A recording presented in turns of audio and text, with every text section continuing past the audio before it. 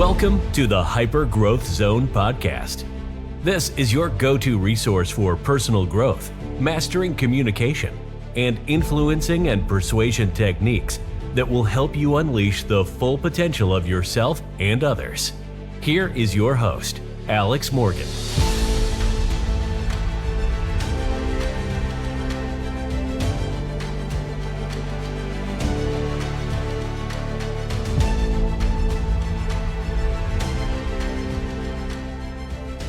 Welcome to another episode of the Hyper Growth Zone podcast. My name is Alex Morgan, and I'm a master trainer of hypnosis and NLP.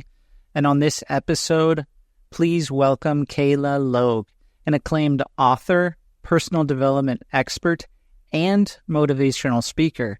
She is the founder of Move Into Words, a nonprofit advocating for mental and physical health through journaling. Kayla empowers individuals to define their own success, drawing from her diverse expertise in real estate, web design, and SEO strategy. Her inspiring book, Always Squeezing Lemons, guides readers through personal and professional growth. So, let's welcome Kayla Logue. All right, Kayla, thanks so much for joining the podcast. I appreciate you being here today. Yeah, thank you for having me. Yeah, it's good that we could get together on this. I was reading your book today, actually, and I left off at this perfect part where you were talking about how you got into journaling and all of this. So I wanted to have you share with everyone kind of why you got into journaling and then how that really helps your mental and physical health, how that could help anyone's mental and physical health. Yeah, so, I've always, physical health has kind of been a big pillar of my life. It's never not been a thing I've done. I played sports my whole life. So I grew up working out, but then also training for sports very competitively. So the physical aspect has always been there, but growing up, it was kind of always that like athlete mentality, suck it up, push it aside, you got it. Rather than on the mental side, when things would bother me, I would pretty much adopt that same thing and just let it go. Whereas that just leads to unprocessed traumas and things that you don't even really know is building up. So I went through a divorce in 2020, and I really also just left my whole life completely, just started over. And I write about that in the beginning of my book. And the third chapter of my book really kind of goes into my full story of how I got into journaling. But my sister, she was a really pivotal person that was really adamant about me doing it, because I thought it was the stupidest idea at first, truly. I mean, we always hear about journaling, like you should journal. And I was like, that's like a 25-year-old with a well overdue diary. Like, no, we're good. And I finally gave in. I was like, all right, it's worth a try. And I was down in Florida one night and I just wrote down everything I was thinking. I mean, it was like 10 pages of just complete word vomit. And I remember just like this freeing, releasing feeling that I hadn't felt in a really long time. And I started making it a daily practice. Just like every day I would go for runs or work out. It became something that I would continue to do. And it was an exercise that really helped me process things that I didn't even realize that were bothering me, or things that I didn't even realize I wanted. It was a lot of like self-realization. I don't really believe in self-discovery. I feel like we're all discovered, but realizing like, okay, this is what's bothering me in the past. These are things that I want to change, and this is what I want to do moving forward. Cool. That's super interesting. So you said self-realization. So you have different prompts in the book from what I noticed at the end of each chapter. So if someone wanted to do some self-realization, what would be like a nice prompt to kind of get them started to do this like you did, where you were able to just like, hey, I'm emptying out now. What would be something they could write about? Yeah. So, I mean, I do have journal prompts at the end of each chapter. And at the end of each chapter of my book, each chapter kind of has like a new like learning experience, something that I overcame, or things that 100% can be applied to anybody in their own experiences in life. So starting with prompts, I think, is a great way. But for me, one thing I always say is just be vulnerable with the pages. So really just picking up a piece of paper, a pen, and just start writing. So I think that's hard for a lot of people, but sometimes like the most honest and intentional things come from just writing down exactly what thoughts there are. And I think the blockage in our brains comes from like, oh, I don't actually want to put that on paper. Like we don't want to, what we think in our mind, a lot of the times we don't want to admit. And putting that down, that's admitting it. So I think that's what holds a lot of people back. But that's also like that huge throttle of self-growth that you just put yourself in that uncomfortable situation of acknowledging hard shit and you write it down. I mean, of course, using prompts is a really great way to start sparking those questions. But one really simple practice I think is awesome for anybody is if you're not used to journaling, you don't really know where to start, is just writing down 3 grateful thoughts every single day. The practice of gratitude, it can be simple if you make it, right? Even on our worst days, there's always something we can find that we should be grateful for. So the simplicity of just writing that down and seeing like the recurring history of being able to go back and see, even if it's just 30 days of different grateful thoughts you've written down, it's a pretty cool way to keep track. Yeah, that is a cool way. And you mentioned also that, I don't know if this was your exact thought, so I'm not probably paraphrasing here. You mentioned though that, hey, like I'm not good at writing or something. I've never wrote like this before. Like, how am I going to be able to do this? So for anyone out there that may be thinking something like this, like, oh, I haven't written this much in a long time, whatever, how can they kind of get past that? Yeah, I think now that like I actually have written a book, I have to continue to clarify, like, you don't have to be a good writer to journal. I used to just be like, just do it, right? But now I'm like, I'm actually a published author. So people are like, well, you're an author. You can just journal. That's not a problem. I'm like, okay, journaling and writing a book are completely different. So we're talking about completely different, not talents, because journaling isn't talent. Journaling is just your own therapy is pretty much how I would call it. It's something that you can do. I'd say it's the most simple, practical tool to really, pull that stuff out of you. Just getting started with it. Just write the stuff down. You don't have to be good at writing. And kind of going back to the being vulnerable with the pages, I think, and just being honest with yourself, if that answers the question. No, that helps. And you've also mentioned a couple of times like going deep or getting things out of you. Did you notice when you first started that when you did journal, you weren't necessarily like consciously aware of a lot of these things that may have been bothering you? Were they a lot of unconscious things? Like, where did you kind of see that? That's kind of interesting to me. Yeah, that's, actually a really good way to put it. Of course, when I just first did my first 10-page of word vomit, I was just writing down everything that came to my mind. Like, there was no like sentence flow, there was no punctuation, it was just thoughts, right? And I think that's kind of a beautiful part of journaling is it can be that. It doesn't have to be structured. It can be literally anything. So yeah, it's one of those things where depending on like who you are and like how you want to approach things or like what is bothering you, some people like the prompts to kind of pull that out of each person.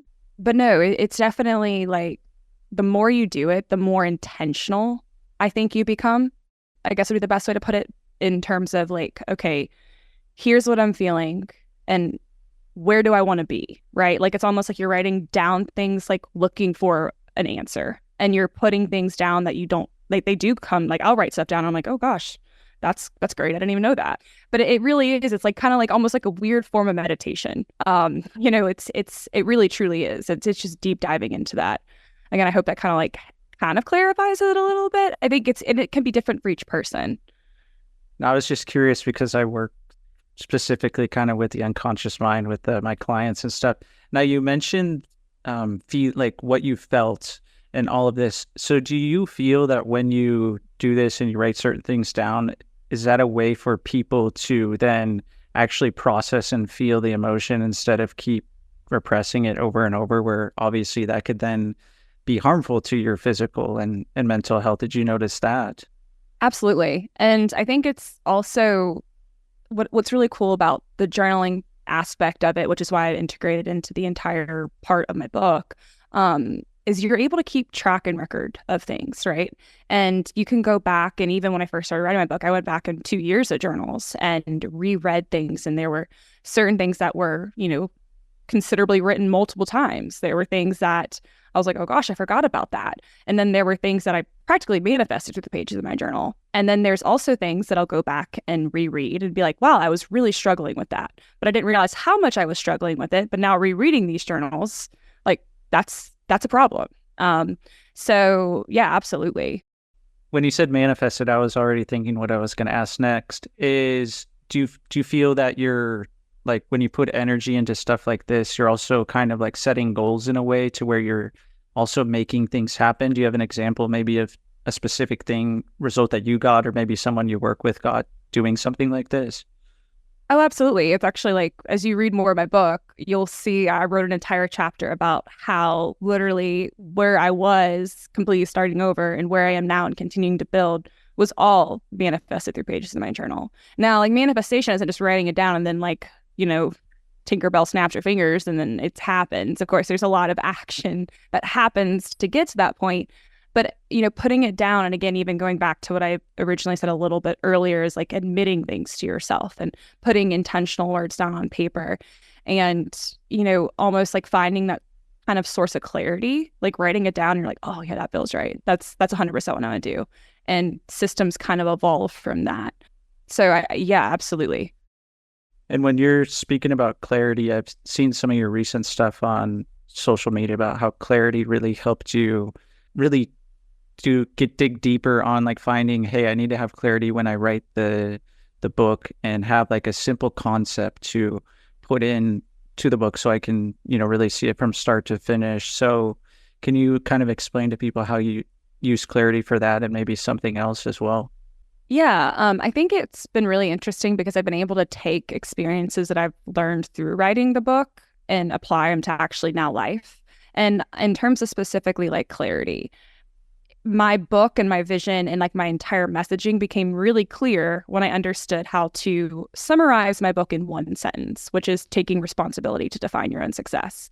And then even now as I'm moving forward and building out like, my personal brand with the book and then podcast and speaking engagements and workshops and my nonprofit, I'm now like, okay, how can I summarize all of my work into one sentence? So it's the clarity of the messaging and the clear thing that you want to get across and the clarity of your mission and what your purpose is. And I think everybody can adopt that no matter who they are or, what business line they're in or whether it's business or relationships, anything. I think having the clarity of what your purpose is behind everything and everything you're doing is absolutely necessary.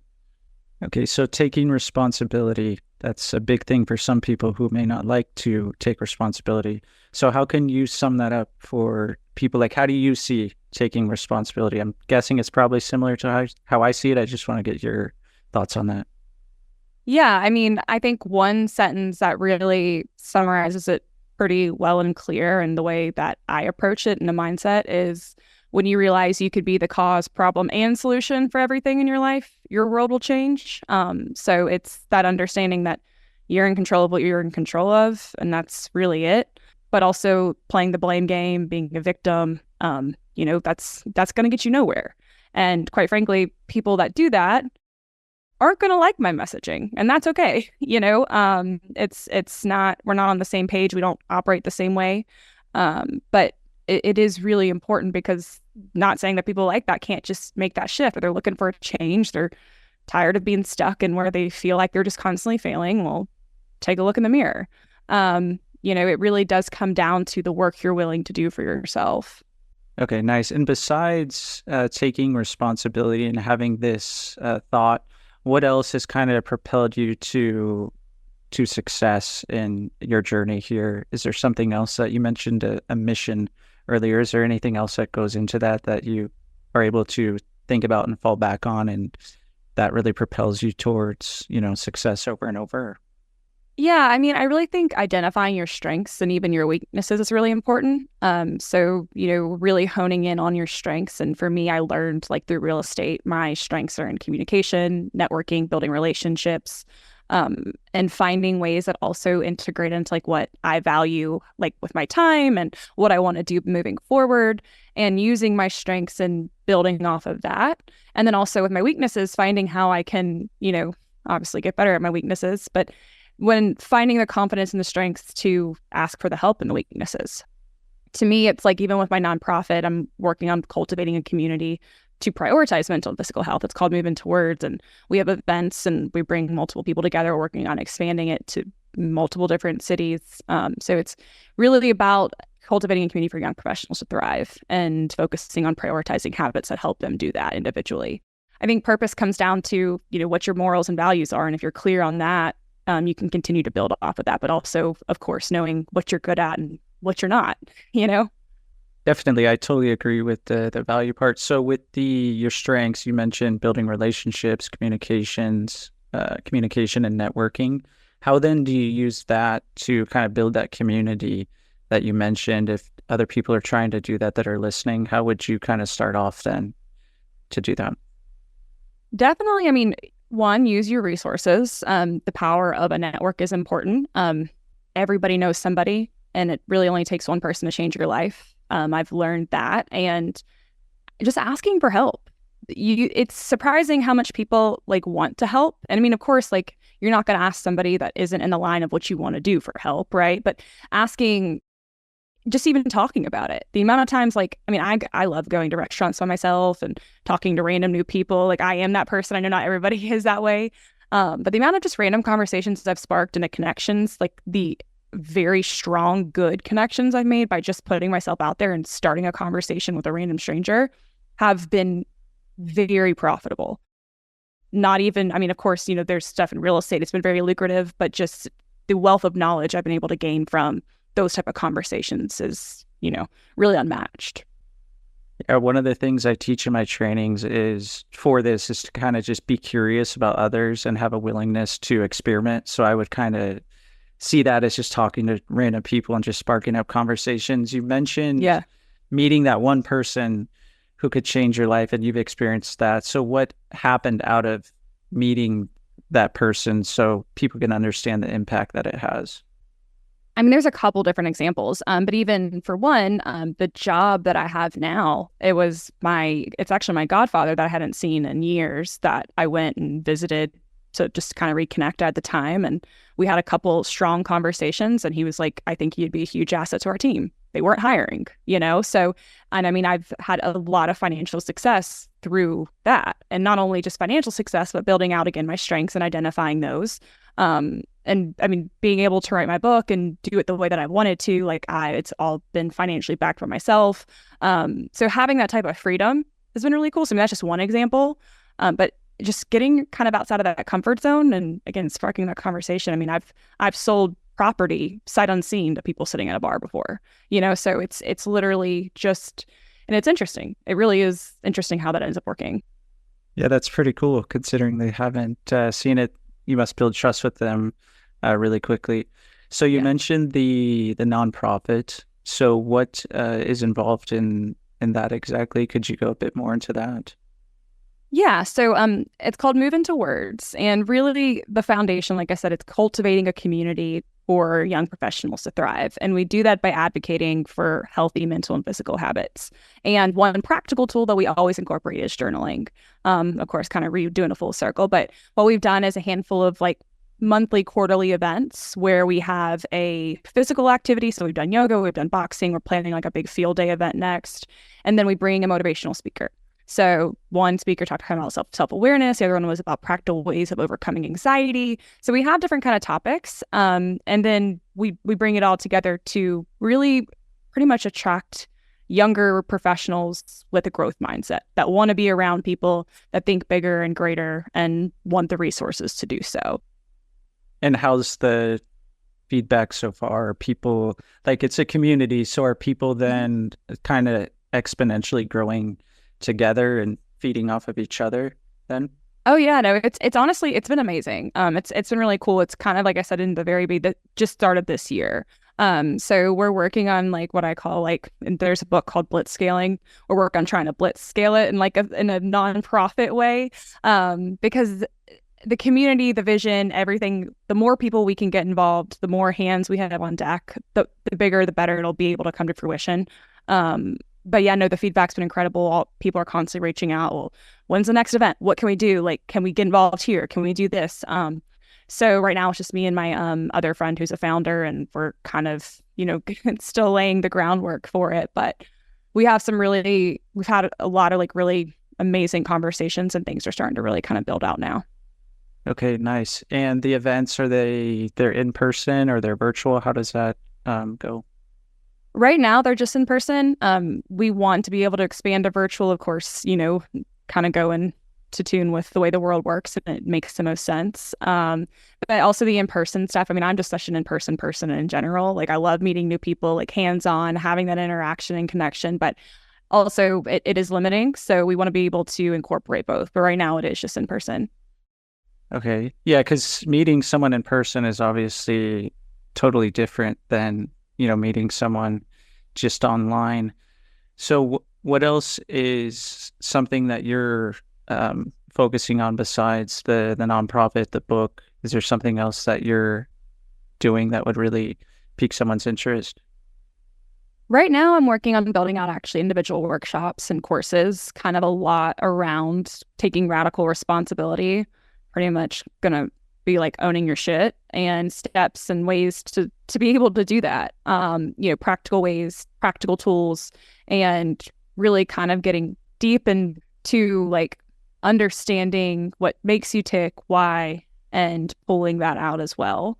So, kind of formulating exactly what that's going to look like, how I want to run them, in person, also virtual stuff. So, honestly, it's been just all hands on deck with getting the book launched. My audio book just launched, and I narrated that, which is way harder than writing a book, by the way, if anybody is considering doing the narration of an audio book. I've done it. Yeah, I've done it myself. Oh my gosh, it's a lot. I mean, it was cool, but I mean, I didn't really know what to expect, but I was like, I want to narrate this book. It just lands a lot better from as personal as the book is and coming from me reading it. Oh my gosh, it was a process. So between all of that and the book launch, that's been really my focus. And now it's kind of building off of there and then everything else still going on as well. So when you say radical responsibility, how do you continue that every day? Like, how do you continue to take responsibility? Is there something that you catch yourself doing, or is it such a habit now where it's just easy and effortless? It's definitely like even kind of going back to the one sentence that I said, when you realize you can be the cause, problem, and solution. I really just focus on like what I can control. And then don't get me wrong, like I'm not a robot and I'm all of a sudden I'm just like, I take responsibility for everything, right? Like there are things that trigger me and then I get a little kind of like bothered by it. I'm like, wait. But yeah, no, I definitely check myself. Like it's a total mindset shift where when you do realize and you adopt that, there's a lot of confidence that comes with it too. Because what is in your control, you're going to do whatever you can to control it to the outcome you desire.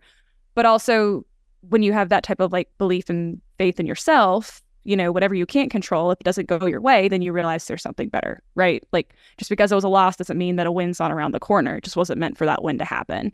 When you realize, like if you're not taking responsibility, you're not doing everything you can showing up, then that's your problem. But if you do show up and, you're not blaming somebody else for everything that you're doing, I'd say, like I said, there's a lot of confidence that comes with that too.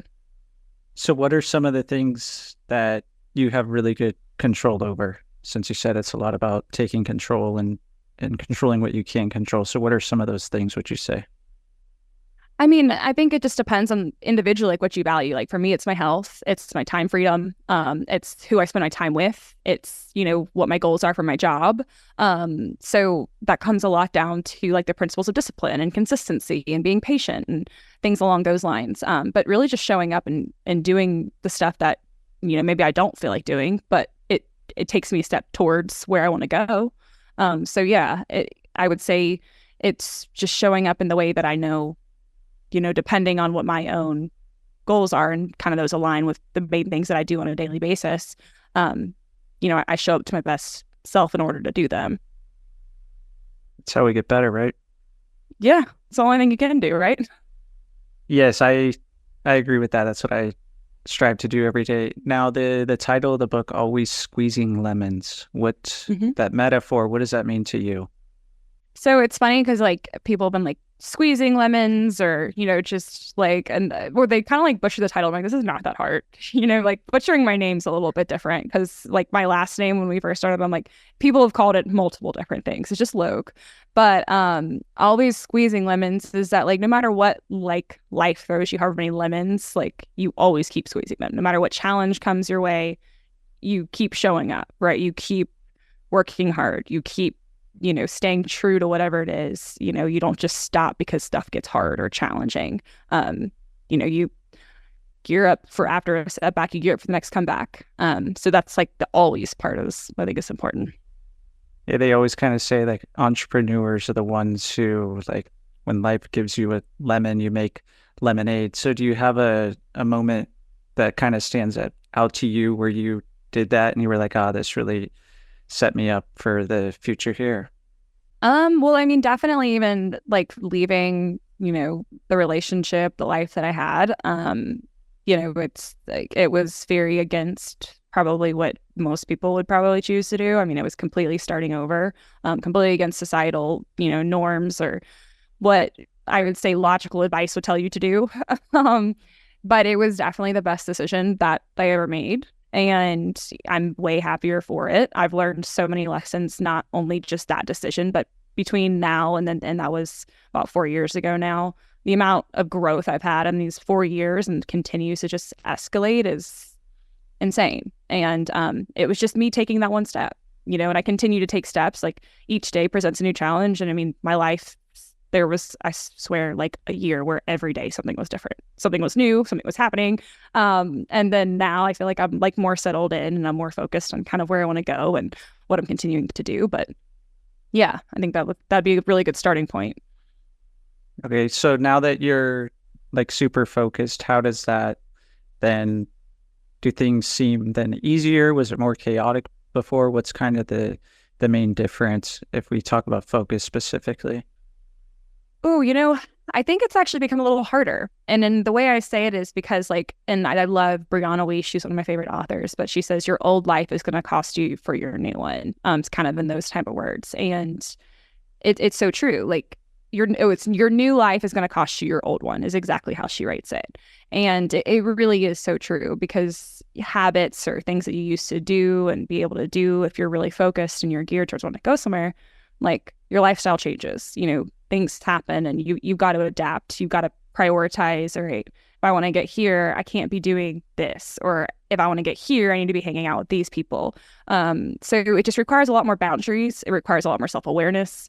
It requires a lot more self-discipline. Absolutely. I think that's the biggest word is discipline because there are so many days, like even now, like awake, I'm like, oh, gosh, no, I don't feel like doing that. And I do it. Because I mean, the reward is greater. And I'm not saying I'm miserable doing what I'm doing. I love everything that I'm doing, but there are harder tasks where I'm like, oh, gotta eat the frog early this morning. But it is when you get focused and you know what you want and the reward becomes greater for you. I do actually think it becomes a little bit more challenging. The difficulty of writing a book, how would you rate that on the scale? I'm curious because I write books myself. Yeah. I need to read some of yours. I would say it's interesting. It was definitely one of the most challenging but rewarding experiences of my life, especially because it was my first time. I mean, I literally went into it last January being like, I want to write a book, and that was it. And I had no idea what I was doing. So definitely up there, very high in terms of the challenging. I mean, I think now, I'm sure you understand this writing books, you get the itch, you want to just keep writing, you want to keep sharing. So I already have 3 other books I want to write that I'll continue to write. And I think now, actually I know now for my next book, there are multiple steps I'll skip or, really highlight and focus on. It'll be a lot easier. There'll actually be structure where I feel like for the last year and a half, it's just been chaos. It's been me writing this book and just getting it out there. But it is, I mean, the book's awesome. Now hearing all the feedback from people and having, definitely not just friends. I mean, people that I have no idea who they are. The reach out and the engagement's been amazing. And the response and impact that I've heard from some people has been I'm like, okay, this is the reason why you wrote this book. So it's really cool. Yeah, so what's something that really stood out to you then that someone said that you've never met this person or something and they're probably like, hey, you changed my life, or what did they reach out to you about? Yeah, no, I mean, gosh, it's been interesting. A lot of people have been like, oh my gosh, I've been wanting to journal, never journaled, but now I'm journaling. I had a guy reach out to me, actually worked in Afghanistan with my dad, and he reached out to my dad and said, I'm so glad I was in Afghanistan and met you because otherwise I would have never read your daughter's book. And it's changed my life. I'm now journaling. I've just started my business. I had a lady reach out to me. She said, she's like, I promise you are not the reason, but like, I want you to know that because I read your book, like, I'm not actually leaving my husband. Like, he's been holding me back for years. And I write in my book, like, I'm not telling you to get a divorce, right? Like, disclaimer, I don't say that. But she's like, truly, like, I'm so grateful for your vulnerable stories and your experiences. So stuff like that, like it's like life-changing stuff. One of my friends, she's super sick. She was like, your book has like brought me to life right now. So it's really, really cool, to hear that. Yeah, because I think a lot of people, they look at a book as a huge task. And when you first start out, it certainly is. However, we all have so many fantastic stories and we all have multiple books in our head anyway, I think. So it's like, get that stuff on paper and share it with the world, or share it in some way through videos or courses or whatever it is. However, a book's an awesome way to do it. So I think we went over some really good stuff here. So I'm going to give you a chance here to kind of talk a bit about where people can find you. If you want to plug anything, go ahead and share it. Or if you want to add any other last comments, go ahead and do that now. Yeah, no, I mean, I think we covered like a lot of good topics. Of course, I post a lot. I'm doing a lot more engagement. There's a ton of things that are definitely upcoming, not only for my personal self, but also with the nonprofit. So I mean, there's a lot more coming out. So if anybody that likes the idea of growth, self-development, taking responsibility, and like really wants to level up their life in pretty much every way, definitely my content and the things moving forward that I'll have are going to be really important. And then literally everything you can find on my website. It's kaylalogue.com. That's it. All my socials there, how to work with me, all my blog, newsletters, everything like that is hosted on my website. Cool. Well, thanks so much for coming on the show. It was really good. I learned a lot too. That's why I love having people come on. So thanks so much. Yeah, thank you so much for having me. It was great. So thanks for listening. And wherever you listen to this podcast, please rate the podcast so it can get into the minds of more people. And I'd love to hear your feedback. And I hope to see you on the next episode.